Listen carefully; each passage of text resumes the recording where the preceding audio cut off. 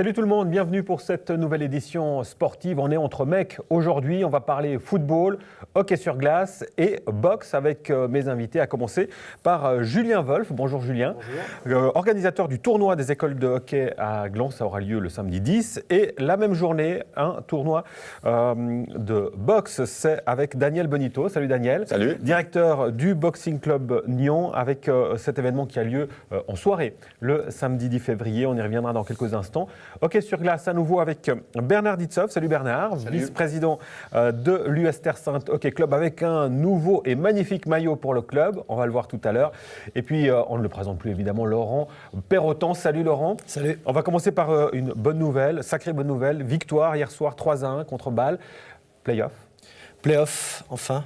Félicitations. À l'avant-dernière journée, ouais, les joueurs ils ont fait un travail remarquable. On avait deux objectifs, c'était de se qualifier pour la Coupe Suisse pour jouer contre un club de Liga.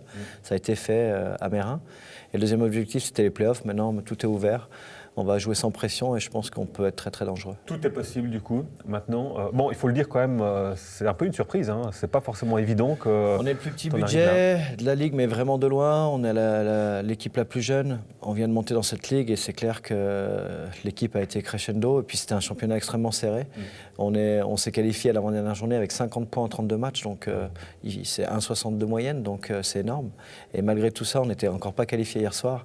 Donc là, l'équipe, la patinoire a vibré. Il y avait du monde, c'était vraiment une très belle soirée. Alors à quoi est-ce que tu expliques cette belle percée au vu des éléments que tu nous donnes là ? L'envie des joueurs de progresser, on a eu un peu de réussite, un excellent gardien, le meilleur gardien de la Ligue, et puis on s'est appuyé sur des valeurs collectives, un état d'esprit irréprochable.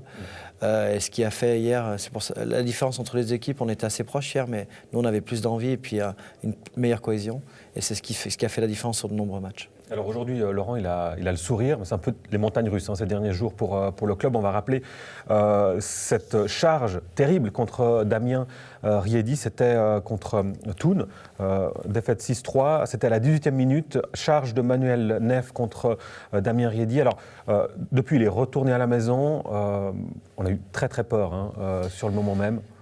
Sur le moment, on voit l'action. Je traverse la glace, je mets un genou à côté de lui, puis je lui demande comment ça va, et je vois qu'il a les yeux rougis, puis qu'il me dit qu'il sent pas ses jambes. Alors là, évidemment, c'est un peu compliqué, quoi. Donc après, il a été transféré à Thun, tout de suite à l'hôpital. Il a été transféré à Berne. Ils ont fait des examens, et puis le lendemain, c'est revenu petit à petit. Puis maintenant, il est à la maison. Il est venu remettre le prix du meilleur joueur. On lui dédie cette victoire et cette qualification. Mais ce qui m'a rendu le plus triste hier soir en me couchant, c'est quand même que il n'a pas participé au dernier match de qualification. On ne sait pas s'il va pouvoir rejouer cette année. Et sur un geste extrêmement sale. Donc ça me dérange vraiment. Alors, j'ai vu les propos de Damien chez nos confrères de la télé.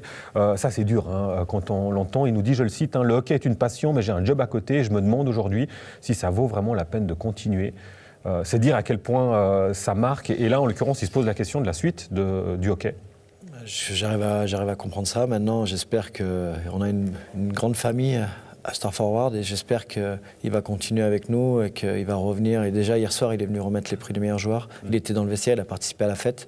Mais du coin de l'œil, je l'ai observé et j'ai vu qu'il y avait quand même de la tristesse de ne pas être sur la glace. Ouais. Donc c'est peut-être un point positif. Et puis, je le répète, vraiment toute l'équipe, on lui dédie cette victoire. Et ça nous a donné beaucoup de force et beaucoup de courage pour hier soir. J'aimerais peut-être avoir l'avis de Daniel sur ces charges terribles qu'on voit en hockey sur glace. La boxe, on le sait bien, bon, il y a aussi des charges. Mais du point de vue du boxeur, comment tu vois ces attaques en hockey sur glace? Du point de vue du boxeur, je pense qu'il y a plus d'accidents, fractures ou accidents graves dans les sports comme le hockey sur glace par rapport à ce que je peux constater moi.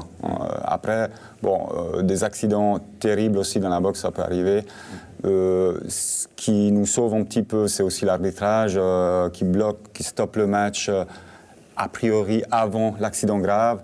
Même si ce n'est pas toujours possible, les chaos terribles, ça existe évidemment. Alors ces images terribles, on en voit régulièrement dans le hockey sur glace et même au niveau amateur, on le voit ici avec My Sports League. On a là deux personnes venant de clubs qui gèrent des clubs avec des enfants, des juniors. C'est le cas de Bernard, c'est le cas de Julien. Quel message on fait passer aux jeunes sur ces questions-là de violence? Parce que ça fait évidemment la une des médias.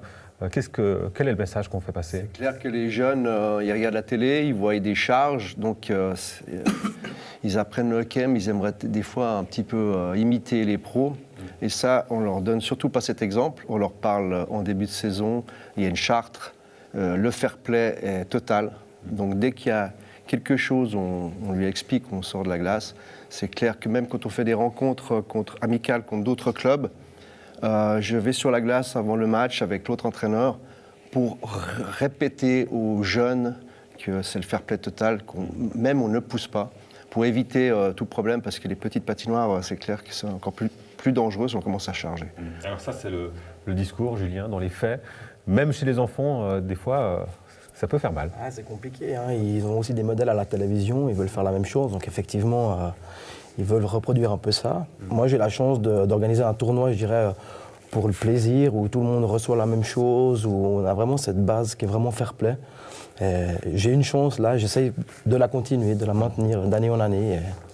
Pour le moment, tout se passe bien, donc on reste sur ces bases positives. Effectivement, on l'espère. Alors, il y en a un clairement qui ne donne pas le bon exemple, Laurent, c'est évidemment Manuel Neff. Alors, il a un pédigré terrible hein, quand on voit le nombre de suspensions comparé à d'autres hein, qui sont même le deuxième, je crois que c'est du simple au double hein, concernant.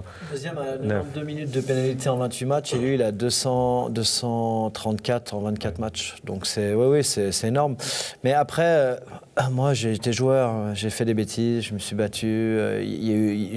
Mais quand on revient au calme, on s'excuse. 40 minutes après la rencontre, il continue à aller provoquer les joueurs dans le vestiaire. Où est le staff de Thun ? Qu'est-ce qui se passe quoi ? C'est hallucinant. Et nous, en fait, on n'a pas surréagi. On est resté très calme parce que justement, on a entendu les propos de Damien. Et finalement, c'est bien ce qui s'est passé parce que c'est lui maintenant qui est sur le banc des accusés avec son club. Et finalement, nous, on est resté très calme et très humble. Et puis, on a donné une bonne image de notre sport et de notre club. Alors, on attend la décision du juge unique hein, sur cette charge.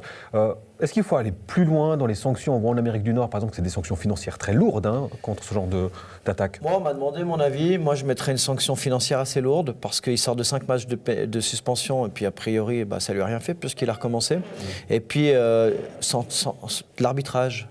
Arbitrer les jeunes, faire des choses comme ça, ou aller dans les locaux, repeindre les locaux. Enfin, je sais pas, il y a plein d'idées, mais le problème, moi, ce qui me choque le plus, c'est même pas le joueur. C'est les déclarations du chef technique qui, le dimanche soir, déclare que son joueur est un bouc émissaire. 234 minutes de pénalité en 28 matchs est un bouc émissaire. Et cette personne, M. Raymondin, que je cite là, est élu à la fédération au NAC.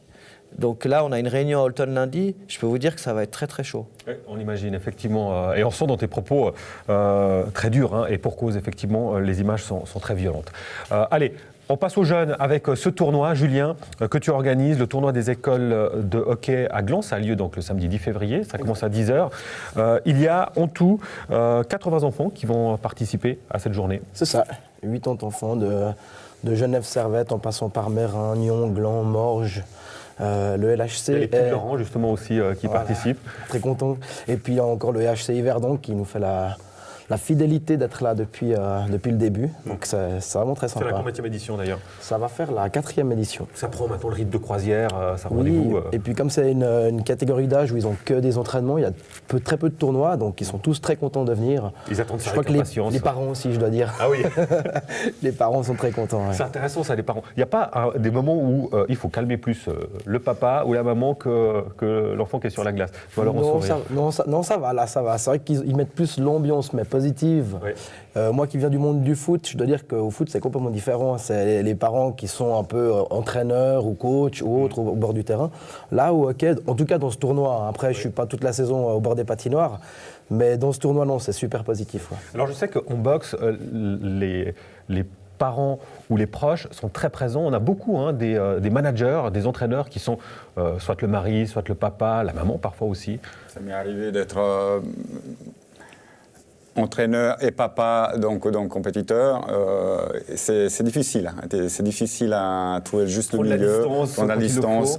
Le soir, ne pas trop être sur son fils en disant attention à ce que tu manges, va courir. Donc, et c'est très difficile à gérer, je dirais. Ouais.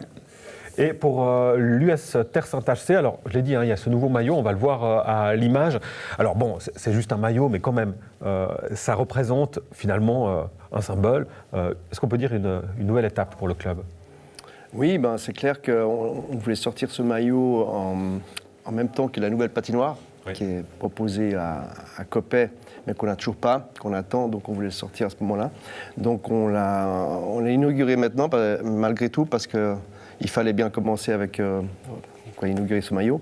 Donc on a surtout travaillé sur le nouveau logo. Donc on a gardé le renard, plus moderne, épuré, style un peu NHL, c'est ce qu'on avait envie de faire, et sobre. Oui. Et puis changer les couleurs aussi. On est sur du noir, du rouge, le vert et le violet, on l'a mis un peu de côté. On l'a mis un peu de côté volontairement. On sait que l'USTS c'est violet, vert et blanc, mais on avait envie d'un petit peu de mettre des couleurs qu'on avait envie. Oui. Et puis en fait, les autorités l'ont très bien pris, nous ont même félicité d'évoluer, quoi. Oui, et je pense que pour les joueurs, le staff aussi. Oui, tout à fait. Puis les enfants, là, ils sont vraiment très très fiers de porter leur nouveau maillot. Ça donne une énergie décuplée, quoi. Ça paraît anecdotique, hein, Laurent, mais c'est des petites choses qui, dans la tête des joueurs... Le maillot et le logo, c'est ce qu'il y a de plus important. C'est les valeurs qu'on doit véhiculer dès le plus jeune âge. Et puis après, ça amène justement c'est pour lequel on fait le sport collectif, quoi. Donc moi, je sais que quand dans mon club formateur, je jouais avec la première équipe, c'était ma plus grande fierté. Parce que c'est ma ville de naissance, je jouais avec les couleurs de ma ville. Et c'était très, très important. On l'imagine évidemment. Avant de passer à la boxe avec ce meeting qui a lieu le samedi 10 février, on va en parler dans quelques instants avec Daniel. Un petit interlude de football avec le Stade Lyonnais qui se déplaçait vendredi au Stade de Genève pour y affronter le Servette FC. Alors pour leur premier match de préparation, les hommes d'Oscar Landono sont restés fidèles à leur principe de jeu tout en tenant tête au Grenat. Score final, une défaite 3-1, encourageante néanmoins pour le stade. Joël Brunner. Oscar Landono, aujourd'hui c'était un match amical contre le Servette FC. Un match amical où vous avez fait jouer vraiment tout le monde, deux équipes, une en première mi-temps, une en deuxième mi-temps. Et ça s'est plutôt bien passé dans l'ensemble. Oui, je pense qu'on a eu, à part ce 3 ou 5 minutes, les 5 premières minutes où on a voulu un petit peu jouer, sortir le ballon proprement depuis derrière, on s'est mis un petit peu en difficulté parce que Servette est venu nous chercher très haut. Et il y a eu juste ce passage, mais après voilà, on est rentré dans nos principes de jeu et c'était intéressant de pouvoir à nouveau retrouver les automatismes, les relations entre les latéraux et les milieux, les ailiers. Et oui, il y a eu des bons mouvements et ça s'est concrétisé après par un très beau but. Voilà, maintenant c'est vrai que Servette a réagi, nous a poussé à la faute. Et ils ont fait la différence sur la deuxième mi-temps. C'était un bon petit premier match pour voir un peu où on en était. Et puis du coup on a fait un match assez solide. Mais bon, le plus important c'était avoir un peu de rythme dans les jambes, etc. Donc ça a bien été. C'est vrai qu'un petit peu regrettable le but qu'on prend juste avant la mi-temps. Tout à fait évitable, mais bon voilà, on prend aussi des risques et là bon on va toujours chercher à améliorer, à réparer ses erreurs, à pas les refaire parce que c'est vrai que contre des équipes comme Servette ça pardonne pas et on doit être vraiment très très sérieux dans ce qu'on fait, dans notre travail. On a essayé de suivre les consignes du coach et puis ça a pas mal été. Après on a fait quelques petites erreurs mais bon, c'est normal, c'est le premier match et puis voilà, il faut continuer à travailler dans ce sens-là et je pense que ça ira. Peu importe l'adversaire, nous on suit notre propre style de jeu, donc celui que le staff veut mettre en place. C'est pas dans mes idées de balancer, puis jouer devant, et puis sous les attaquants et spéculer le deuxième ballon. Non, je veux qu'il y ait une maîtrise du ballon et ça passe par aussi une bonne relance, une qualité de passe voilà, qui nous permet de nous mettre dans des bonnes conditions, trouver les intervalles et après développer notre jeu par les côtés, par aussi l'appui des attaquants. Et tout ça, c'est vrai que ça met du temps. Il y a toujours à répéter à l'entraînement, on répète, jusqu'à trouver des automatismes. Après, voilà, maintenant, il y a toujours en face un adversaire. Des fois, il vous pose aussi beaucoup de problèmes. Et là, on doit être aussi intelligent, je dirais. Les joueurs puissent aussi eux-mêmes pas que toujours on leur dise ce qu'on doit faire, mais d'eux-mêmes pouvoir sortir de ces difficultés ou de ces obstacles qu'on peut avoir durant tout un match. Et là, je demande aussi beaucoup plus de calme avec le ballon. Et puis après, voilà, bien sûr, jouer devant, aller vers l'avant. Toujours, on cherche toujours à produire un jeu offensif. Et c'est ce qu'on veut sur ce deuxième tour.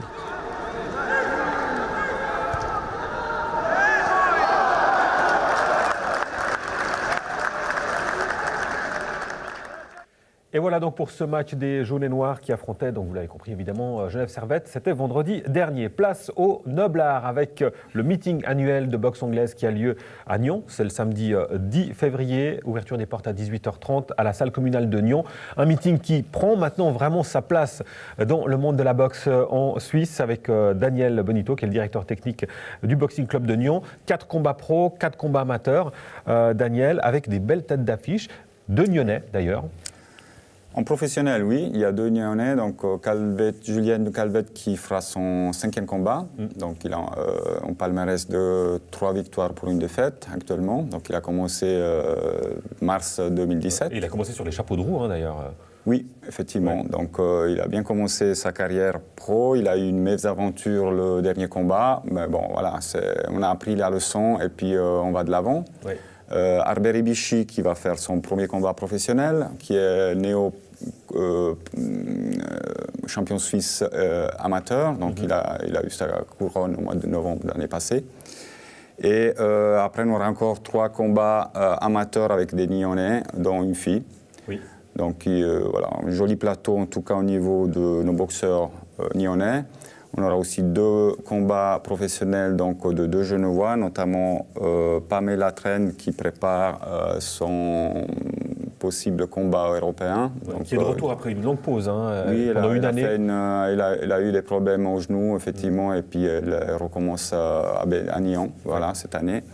Et Nikas Moyan aussi, qui est un professionnel de Genève, 80 kilos par moyen, donc il va commencer l'année sur le meeting de Nyon. Oui, et effectivement des belles têtes d'affiche et une ambiance incroyable durant ces meetings. C'était 300 personnes environ l'année dernière qui étaient présentes. Oui, effectivement toujours, la salle est toujours pleine. Hein, oui. Voilà, 300 personnes. Oui, archi pleine, effectivement. Archi pleine, mais ça met l'ambiance, donc ça c'est déjà super. Oui, et puis alors, du point de vue de l'organisateur, déjà chapeau parce que c'est pas évident d'organiser ça. Il faut trouver le bon combat avec les bons adversaires. Comment tu jauges ces éléments-là pour Alors ce que je fais, c'est que je vais en tout cas prendre le maximum de boxeurs de la région. Mais il faut faire des choix aussi, aller chercher des boxeurs en Italie, notamment en Italie ou en France pour monter un petit peu le niveau. Et puis je fais tous les poids, donc on a un combat en poids lourd, là je parle des amateurs, combat lourd, aussi écolier, donc on essaie de panacher un petit peu les poids. Oui. Et puis les sexes, on a 2 combats filles. Et justement, alors c'est peut-être juste un sentiment, un ressenti, mais j'ai l'impression qu'il y a de plus en plus de femmes qui semblent s'intéresser de manière générale au sport de combat, à la boxe en particulier. Tu le constates aussi ? Sur une centaine de membres qu'on a au club de Nyon, on a environ 20% de filles, oui. Donc ce qui est déjà pas mal. C'est plus que certains départements de l'EPFL, donc oui, c'est pas mal. Voilà. Elles sont bien représentées. Et puis je dois dire qu'elles s'y mettent aussi au niveau compétition. Et puis techniquement, elles sont même supérieures des fois aux garçons. Bon, évidemment, il manque un peu la force de frappe. Ils ont le casque aussi qui est obligatoire, ce qui n'est plus le cas pour les garçons élites. Voilà. Donc ça, c'est le passage de l'amateur en professionnel, qu'est-ce qui change ? Alors évidemment, les forces de frappe, j'imagine, sont évidemment les gants, ça dépend le poids, mais pour les poids légers comme Julien et Herbert, donc ils vont boxer avec des 8 onces, donc c'est des petits gants. Hein. Donc là, et ça fait plus mal. Ça fait plus mal, l'impact est plus violent, effectivement. Et puis on a 6 rounds de 3 minutes, sauf si on débute, on peut commencer avec 4 rounds de 3 minutes. Voilà, en l'occurrence, généralement c'est 6 rounds. Et on peut commencer la boxe à partir de quel âge ?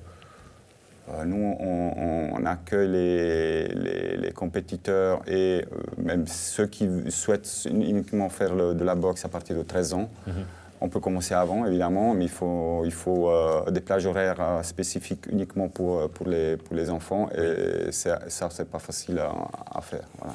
On l'imagine. Meeting annuel de boxe anglaise à Nyon, c'est un événement. Vous avez vu quelques images d'ailleurs, c'était ceux de l'année dernière, celle de l'année dernière, samedi donc 10 février 2018, dès 18h30, ouverture des portes à la salle communale de Nyon et les combats débutent à 19h. On croise les doigts pour toi, pour l'organisation. On rappellera aussi le tournoi de hockey sur glace des écoliers, le tournoi... Je le reprends parce que ce n'est pas exactement ça, c'est le tournoi des écoles de hockey sur glace qui a lieu le même samedi 10 février en journée. Et puis là, alors, vous avez le choix entre la boxe et le hockey parce que après, ça se poursuit avec un autre tournoi le soir. Ça se poursuit avec des amateurs, effectivement. Ouais, en soirée. On fait des belles rigolades aussi. Là. Toujours à la patinoire de Gland, oui, ça j'imagine, effectivement. On rappellera aussi le nouveau maillot magnifique de l'US Terre Sainte hockey sur glace. Et puis, Laurent Perrenton, on l'a compris, c'est les playoffs pour le Star Forward. Petite pause en ce moment. Hein. Ouais, pendant les Jeux Olympiques, on a la pause et on commence les playoffs le samedi 17 février. Et voilà, on croise aussi les doigts, même s'il n'en a pas vraiment besoin, pour le Star Forward. Merci pour votre fidélité. Promis, la semaine prochaine, Joël Brunner sera de retour sur ce plateau, frais et dispo. Quant à moi, je vous retrouve tout à l'heure pour les infos. Bonne suite de programme sur NRTV. À bientôt. Ciao.